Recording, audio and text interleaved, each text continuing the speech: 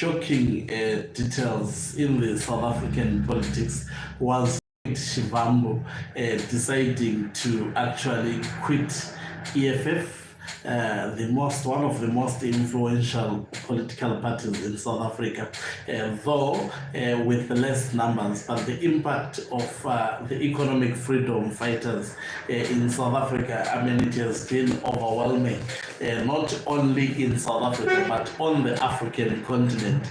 And we know there have been exchanges that were very suspicious by the former president, who happens to be the leader of Umkhonto weSizwe political party recently, where I think, although without naming a person, he was referring to Shivambu, talking about a planned protest to protest against the removal, going to an extent of pointing out how many secretary generals from MK have they decided to remove because of actually mishandling that position. Those who wants to actually go against the position that has been taken by the High Command, which is the supreme decision-making body of Umkhonto party. He appeared very, very angry when he was speaking about that, and a lot of people sensed that the relationship between Flyod Shivambu as well as Jacob Zuma appears to be getting really, really sour, unless something maybe happens. Greetings and welcome on your lovely channel. That is the Tronipani Global News. If you're watching us for the very first time, please do remember to press the red or black subscribe button so that next time when we film live, you become the very first one to watch us. As I have said, I think I did record a video on my other channel, which obviously you know what happened. So, and I made it clear that I was suspicious. Was Flyod going to MK political party because really he loved MK, taking into consideration how MK operates? MK political party, as much as it has a constitution, it is not going for a congress. Its leaders are not elected through a congress.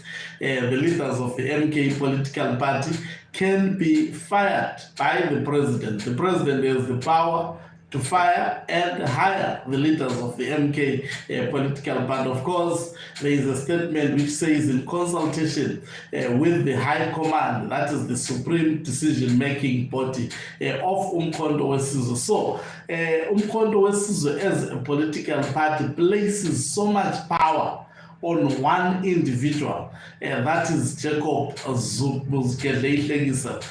Zuma. Now, that on its own makes Umkhonto weSizwe, like, of course they give reasons that if the party are not structured in such a manner, then it may be manipulated by those with money to buy positions and so forth. But at the same time, what about democracy? Anyway, it will be interesting. I know there are a lot of MK party supporters, members who may be attracted to this live broadcast. If you happen to watch it, please, can you put me in light? Is your party democratic? I don't want to put myself on the firing line, but if a political party, because in MK party, so much power is concentrated on the president by the constitution of MK political party. It is the most powerful. That is why the president can take a decision to fire a secretary general and redeploy a secretary general. You see, and then it is done and finished with that secretary general. Anyway, let me talk about Flyod. So Flyod has announced that after what Zuma has actually put publicly about the secretary generals who have been fired and so forth, Flyod would be conducting a press briefing at 12 midday. That would be on the 19th of June. Let me check. Sometimes I lose track of the day. Maybe today is the 18th. So on the 19th of June, that is 2025, is tomorrow. By this time, I think it will be news what would have happened. So that press briefing, Flyod Shivambu acknowledged that he is the former Secretary General of MK political party. He speaks about setting the record straight, speaking the truth, and making sentiments that what his nature is all about, standing for the truth at whatever cost. I think the statement that he wrote gave that kind of an impression. And to me, I can tell that that press briefing was not sanctioned by Umkhonto weSizwe political party. It cannot function such a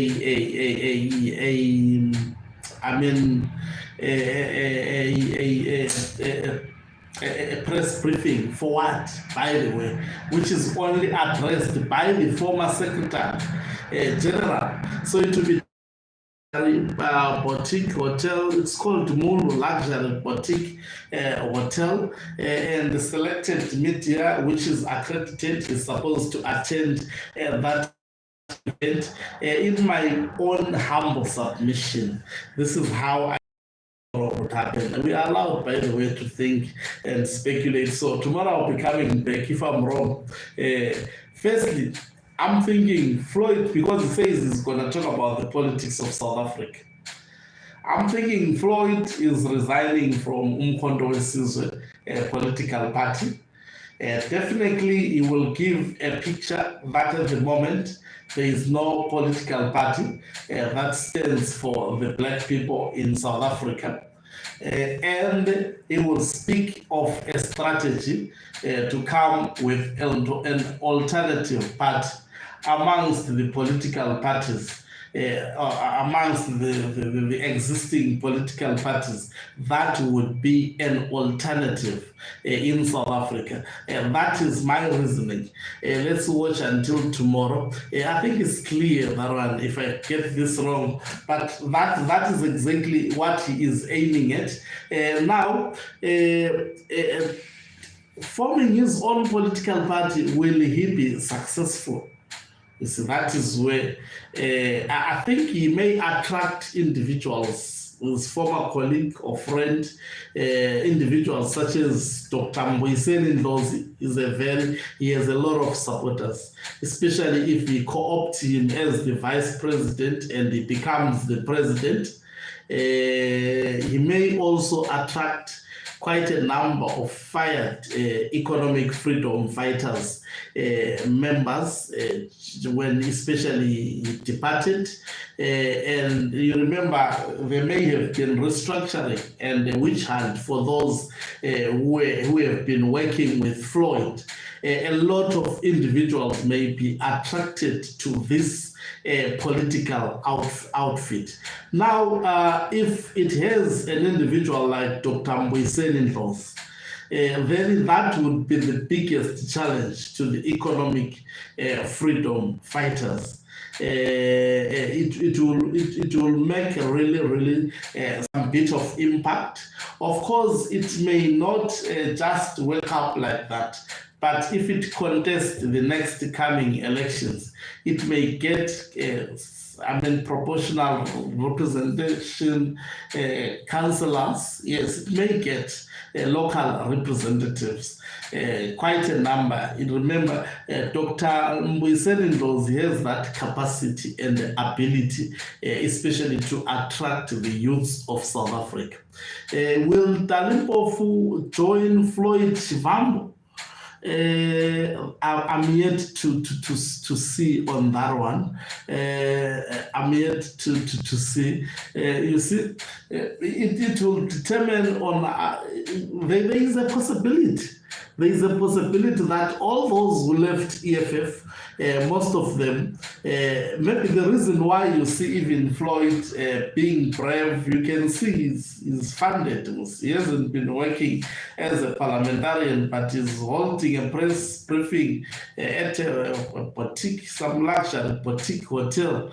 You're getting the sense, which means somehow he has some bit of money. There is funding, that funding support system that is coming on his way.